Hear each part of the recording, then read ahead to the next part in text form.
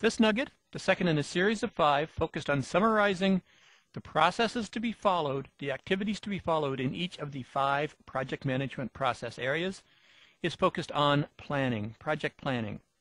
Project planning, as we discussed in earlier nuggets, is the most critical of all components to the project management processes. Project management is where you guide the successful execution of the project. Without proper project planning, it is highly unlikely your project will ever conclude, let alone ever successfully conclude on time and on budget. It's very important that you ensure you spend the sufficient time in project planning, that you develop the appropriate plans for the project to ensure overall project success. Project planning includes each of the knowledge areas. So in project planning, we will talk about scope planning, ensuring we define what is in scope, what the project is going to complete. We will talk about creating the work breakdown structure, identifying all of the deliverables and all of the tasks required to complete the deliverables necessary to achieve the scope. We will take the work breakdown structure, assign resources, assign estimates, put it into our scheduling tool, and develop the project schedule. Once we have that in place, we will develop the budget. We will include costs for all of the resources, all of the goods, all of the services, all of the materials that must be purchased for the project, and develop an overall project budget. We will ensure we have a firm understanding of the quality expectations for the business, and will define the proper processes, and will ensure the proper processes are built into our project plan to manage and control and ensure the level of quality for the project. We'll develop effective plans for the HR component to our project. We'll ensure we have plans in place, identifying when resources will come and leave the project based on the work breakdown structure in the schedule. We'll also develop HR plans to identify processes for training. We'll identify processes for team communications. We'll identify processes for conflict resolution, communications management. We'll ensure that we have the proper processes in place to ensure the team works effectively. We'll identify all of the risks or the relevant risks for the project, and we'll ensure that we have proactive risk management plans in place to ensure that we are effectively addressing the risks and we have the proper contingency and proper reserves in place for our project to ensure its success. And where appropriate, we will plan the procurement components. We will make sure we have the proper plans in place to identify what the project will be purchasing and to identify that we're following the proper practices for purchasing for the project. There is a lot involved with project planning. As I said a moment ago, it encompasses each one of the knowledge areas, and it's important that you pay particular attention to each one of these knowledge areas, because without a proper project plan in place, you don't know what it is you're delivering, and if you don't know what you're delivering, you'll never be able to successfully deliver it. The other important aspect to project planning that we mentioned early in this Nugget series is project planning is not a one-time activity at the beginning of the project, it's ongoing. Yes, there is a very intensive upfront planning process. Very intensive upfront planning process where you will develop the original scope plan, WBS, schedule, budget, quality, HR, risks, and procurement aspects to the project. Very intensive, very critical to overall project delivery, but there is ongoing aspects to project planning as well. With each new change introduced to your project, every time the business asks to add functionality, every time the business asks to remove functionality, it's critical that you go through a complete planning process for that change element. Understand what impact that change is going to have on scope, on the WBS, on the schedule, on the budget, on the quality expectations for the project, on the HR plan. Do you need to change the HR complement? Do you need to add resources? Do you need to move resources? Does it change the identified risks for the project? Does it remove risks or does it add risks? And do you need to add more procurement to the project to deal with the ongoing changes that will be involved with routine, day-to-day, week-in, week-out delivery of your project? So again, project planning is critical. You need to have effective project plans in place to manage the project, and you need to have effective project planning in place ongoing to deal with each and every change that comes up as part of routine project delivery. For the remainder of this nugget, we will focus on summarizing the key aspects that we discussed in the earlier nuggets on each of the core aspects related to scope management. In this segment, we'll focus on the actual scope plan. It's defining what is in the scope, what is the project responsible for, what must the project complete to be successful, and as important, and sometimes more importantly, it's defining what is not in scope. It's defining a box with a crooked side, and everything inside that box is in scope. Everything outside the box is not in scope. So your project is responsible for ensuring that it completes, delivers, satisfies all of the definition of all of the scope contained inside the box, but is not responsible for addressing any of the other business functions that may interface to, but not contained in the scope statement itself. In order for the scope statement to be useful, it needs to be definitive, it needs to be unambiguous, it needs to be clear, it needs to be constructed in such a way that it leaves no room for interpretation. No matter who reads the project scope statement, the business sponsor, a senior executive, an IT person, an external consultant, a contractor, a stakeholder, it needs to be definitive, it needs to clearly define what is in scope, it needs to be unambiguous, written in clear language. I find using point form, bullets, far more unambiguous than long, flowing textual paragraphs. It needs to be clear. It needs to clearly define what is in scope and what is not in scope. A concern we have is in order to make our project flexible, in order to ensure that our project can be adaptable to changing business requirements, where appropriate, your scope statement also needs to be flexible. So you don't need to nail down unnecessary details that truly do not impact the definition of what is in scope and what is not in scope. A very simplistic example, you're building a home. You're hiring a contractor, a project manager to build your home. Your expectation is each of the interior rooms of your home will be painted. To be more specific, you're probably expecting that each of the interior rooms in your home will be painted with a coat of undercoat, primer paint, as well as 2 coats of finish paint, so a total of 3 coats of paint. That is a good definition of scope. Each interior room, walls and ceilings, will be painted with a coat of primer and 2 coats of finish paint. You do not need to define early in the scope planning process the exact colors. You do not need to understand to define the shade of blue, the shade of green, or even whether it is blue or green that is going into the master bedroom versus the second bedroom versus the third bedroom. So it's definitive, 3 coats of paint, it's unambiguous, it's paint, it's clear. Everybody understands what paint is. There is no doubt as to what the definition for the scope for the home is going to be, but it's flexible where appropriate. It doesn't truly impact the planning process, doesn't truly impact the work or the cost to the project to give the homeowner, yourself, the flexibility to determine the colors of each room much later in the project.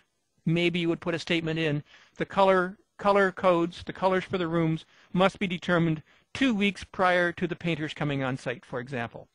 That gives us flexibility where appropriate. The next step in the planning process is to create the project work breakdown structure, the WBS. To create the work breakdown structure, you need to identify all of the deliverables. We're going to produce a requirements document. We're going to produce a design document. We need to define clearly what each of the documents are going to be, and then we need to identify the work packages, the tasks that are going to be assigned to our team members to produce the requirements definition document. So you need to interview. You need to review. You need to. The same would go for the design document.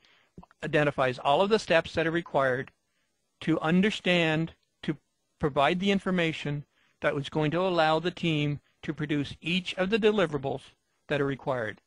The sum of each of these deliverables, or the sum of all of the deliverables combined, is going to result in the project scope. So this is very much a building process. First we define the project scope, then we identify and create the WBS, identifying all of the deliverables that are required to produce the project scope, to allow our project to satisfy and complete the expectations of the business for the project, and then identifying all of the work packages, the work elements that are going to be completed by our team members that are necessary to produce the deliverables. The next step is to define the actual project schedule. To create and define the project schedule, we combine the WBS that we just developed, add in detailed estimates for the work. Remember, estimates are for work required to complete each element of the WBS, and then assign the resources to the WBS based on the estimates. We put all of this together into our scheduling tool.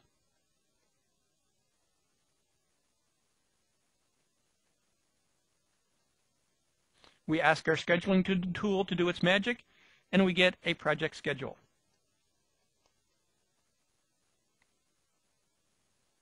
As we discussed during the detailed nugget on schedule development, you can expect this process, creating, combining, estimating, assigning resources, running the scheduling tool, to be an iterative process. It will take 2 or 3 or 4 or 5, possibly iterations, to come up with the appropriate project schedule.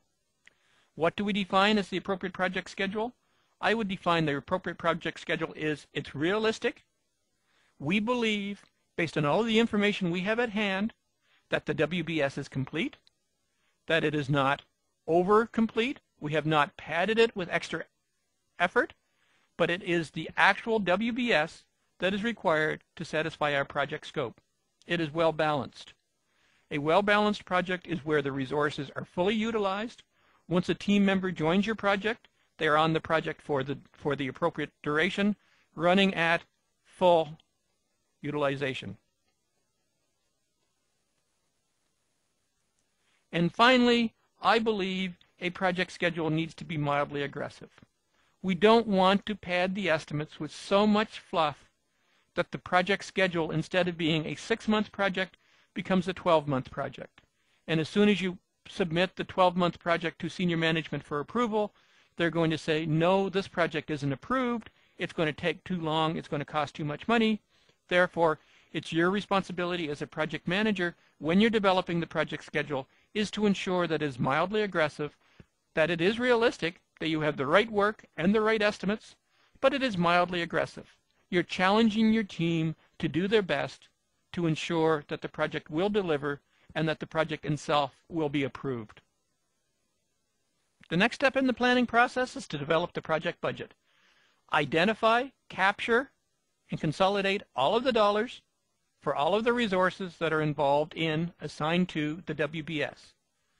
Consolidate, find, include all of the dollars for all of the materials that must be purchased to satisfy your project requirements that are going to be consumed by your project.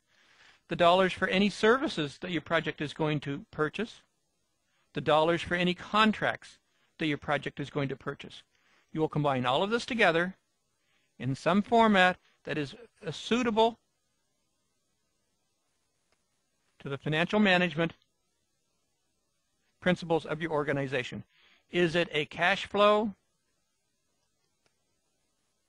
Is it the net present value? Is it the future value?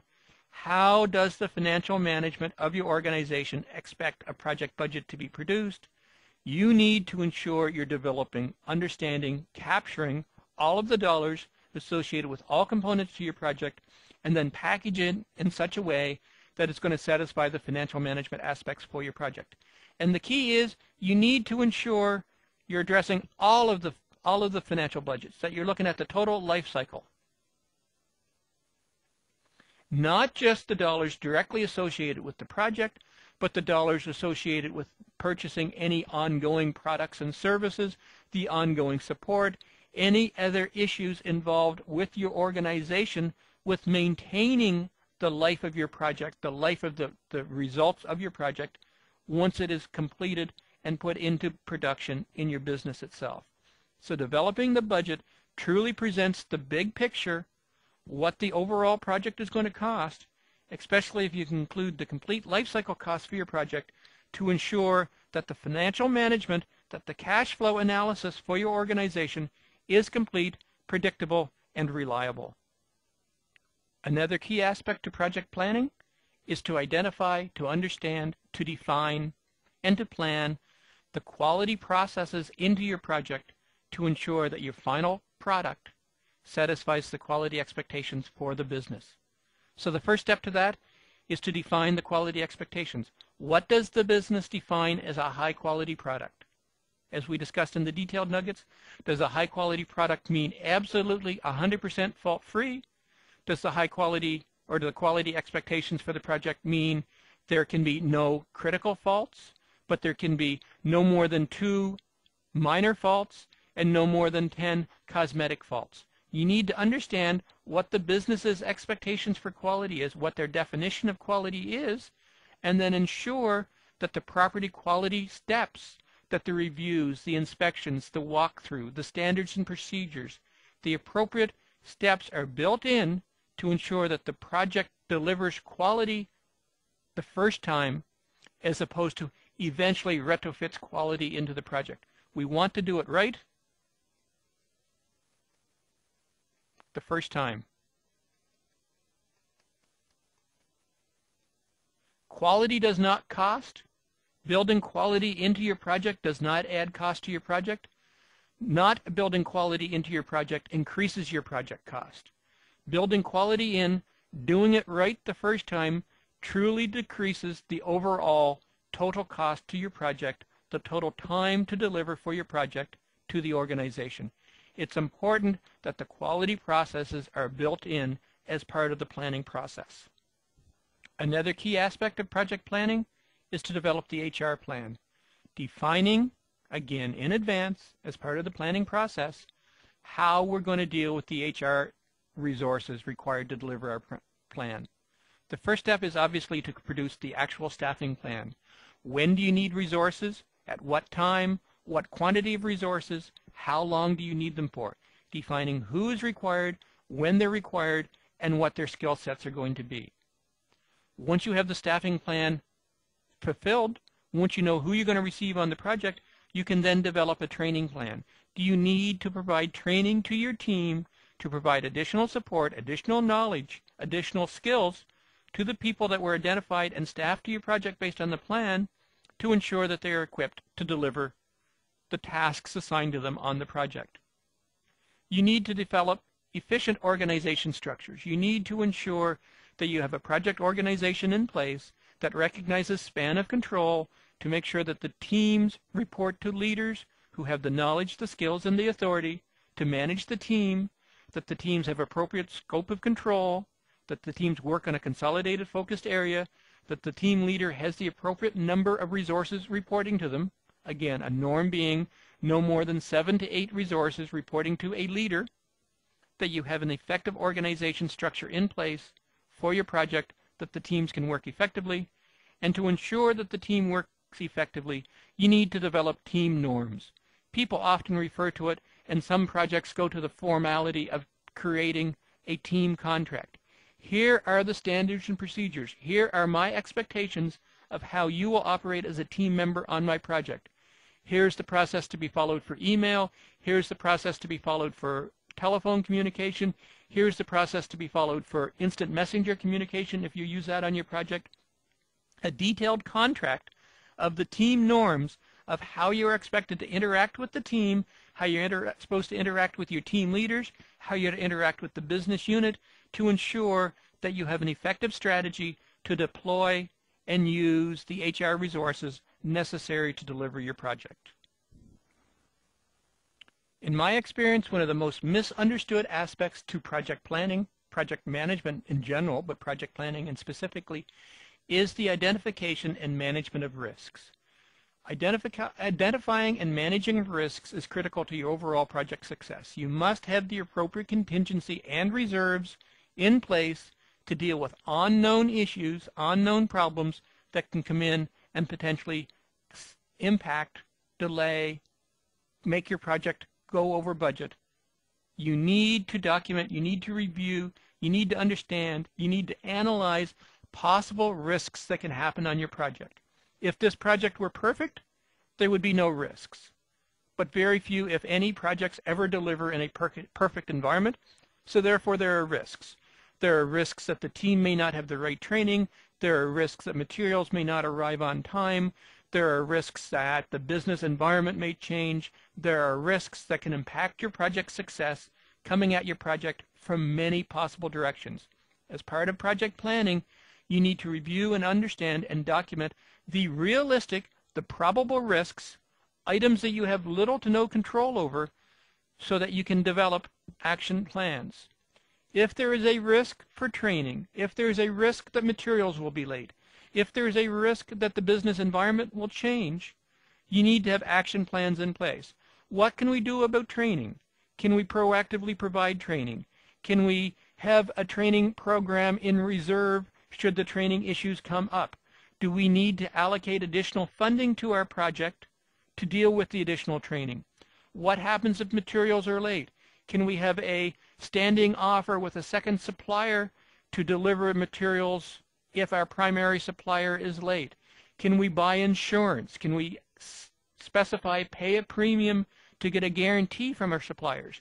We need to put action plans in place to eliminate, to remove, to mitigate, to transfer the risk items, and we do that by building in the risk plans.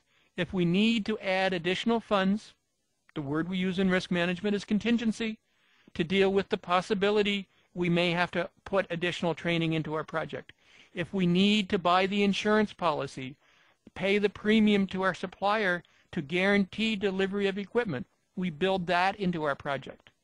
It's critical that as a project manager involved in project planning, that you properly identify, build action plans, and build the contingency, build the reserve into the project plan to ensure when the risks, when the uncertainties, when the gotchas come up that are going to impact your project's successful delivery, you have plans, you have funds, you have time in reserve to deal with the risks that are going to come up, because no project ever delivers in a perfect environment. The last component to project planning is plan the procurement. And I hesitate to say it's the last component because it is certainly not the least important. Each of the components of project planning, scope, WBS, time, cost, etc., are all equally important. All must receive the same level of attention as part of the planning process. Planning procurement simply happens to be the last segment that we're discussing, simply happens to be the last segment as defined in the PMBOK guide, but it is absolutely no more or no less important than scope, WBS, budget, quality, etc., etc. What is plan procurement all about? It's identifying what you need to buy. What does the project require that can't be delivered internally within the organization, internally within the project team itself? How much do you need to buy? Do you need to buy additional resources? How many? Do you need to buy materials? How many? Do you need to buy services? How many? And it's identifying when you need to buy it. Do you need to buy them all at the beginning of the project? Do you need to buy a little bit every month? Do you not need to buy anything until month 6 of the project and then buy it all? It's identifying the what, the how much, and the when, the specific components that you need to buy for your project, and then it's developing the specific procurement strategies. Are you going to go to a full public tender and issue an RFP?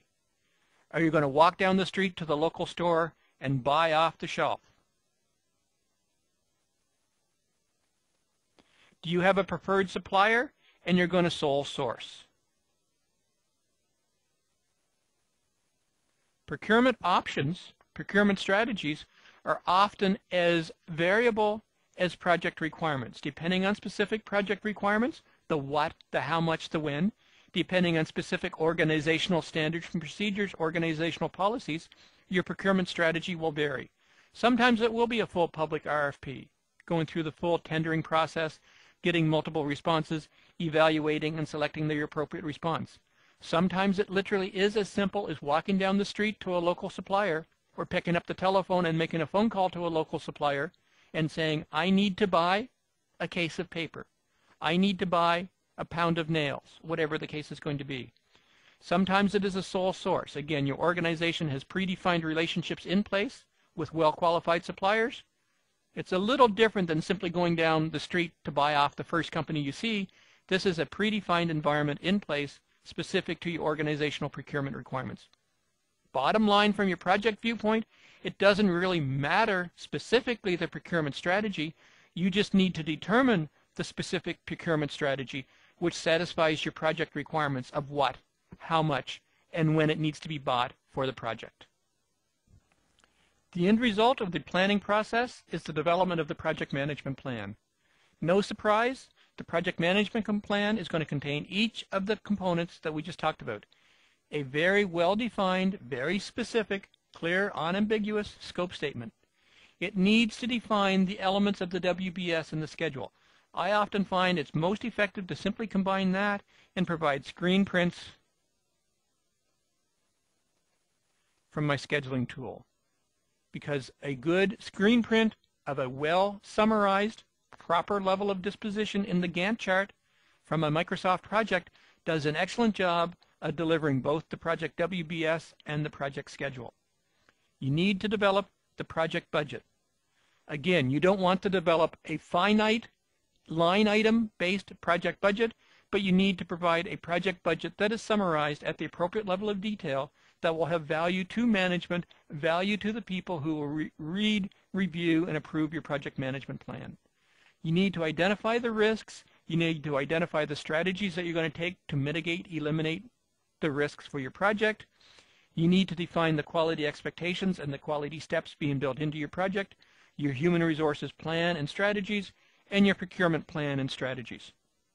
I'm going to take and draw a dotted line through my project management plan right here and say all projects, no matter the size, no matter the complexity, no matter the business importance to the organization, need to define a scope statement, need to have the appropriate definition of the WBS in the schedule. Again, I like screen prints from a Microsoft project, needs to identify and define the project budget, and needs to identify and define the strategies being used and the contingency required to support project risks. All projects, all project management plans need that level of detail. The items below the dotted line, not to suggest that they are less important, because I think all components to planning are important, but you may not need to include specific sections in the project management plan related to quality. A statement on quality in the introduction or the executive summary saying this is the quality expectation for the project may be sufficient for smaller, simpler, less complex projects. Similarly, if it's a small project involving 2 or 3 team members, you've already worked with the human resource department to identify who the team members are going to be, when they're going to join the project. There's no specific training. The project team is small sized, so you don't need specific team contracts. That may be eliminated from the plan altogether. And depending upon the size and the magnitude of the procurement requirements for your project, again, that's a component that is optional based on specific project size and complexity. All projects need to develop a project management plan. It defines what the project is, how you're going to manage it, how you're going to deliver it. It ensures that you have the processes in place to manage the execution and delivery of your project. All projects need these first components. The remaining components are optional, need to be addressed as part of the planning process. Don't skip them because you're running on a small project. You simply may not need to document them formally on the project management plan itself. For the smaller, for the simpler projects that involve fewer number of team members that have less critical impact on the overall organization. This concludes our nugget on project planning. I hope this video has been informative for you, and thank you very much for viewing.